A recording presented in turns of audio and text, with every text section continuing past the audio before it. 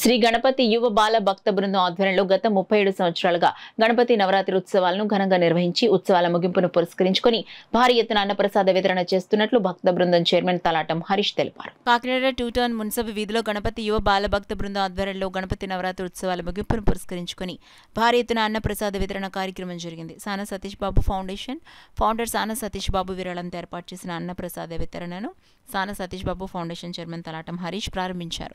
పెద్ద సంఖ్యలో భక్తులు తరలివచ్చి అన్నప్రసాదం స్వీకరించారు.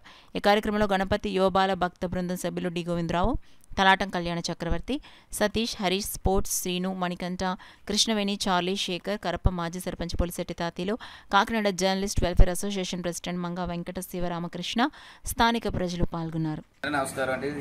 గత 37 సంవత్సరాలుగా శ్రీ గణపతి యువబాల భక్త బృందం ఆధ్వర్యంలో మున్సిపల్ గారి వీధి హరీష్ స్పోర్ట్స్ వద్ద మట్టి వినాయకుడితో పూజించబడే 9 నవరాత్రుల్లో చేశాక అన్నదానం చేస్తున్నామండి. ఈరోజు భక్తులందరూ వచ్చి ఇక్కడ గత 37 సంవత్సరాల నుంచి అన్నదానం ఇప్పుడు చేస్తున్నామండి. డొక్కా సీతమ్మ గారి అన్నదానంలోనే ఇవాళ ఈ కార్యక్రమం జరుగుతుందండి. ఈ అన్నదాన కార్యక్రమానికి మనకి దీనికి అంతా చేసిన వారు సానా సతీష్ ఫౌండేషన్ సతీష్ బాబు గారండి. వారికి మా కమిటీ తరఫున మా ధన్యవాదాలండి.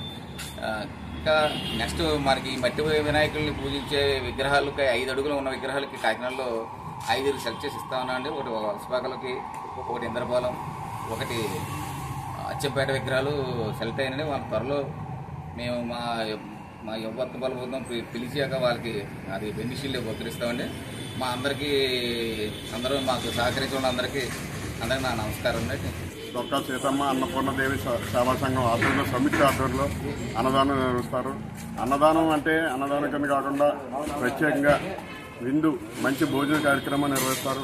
ఇక్కడ చుట్టుపక్కల వారు ఒక మామూలు ఇదే కాకుండా ప్రతి ఒక్కరి ఉద్యోగులు మిగతా ఎంప్లాయీస్ కూడా ఇలాంటి వాళ్ళు కూడా ఇక్కడికి వచ్చి ఇక్కడ ఇచ్చిన మంచి భోజనాన్ని స్వీకరిస్తున్నారు.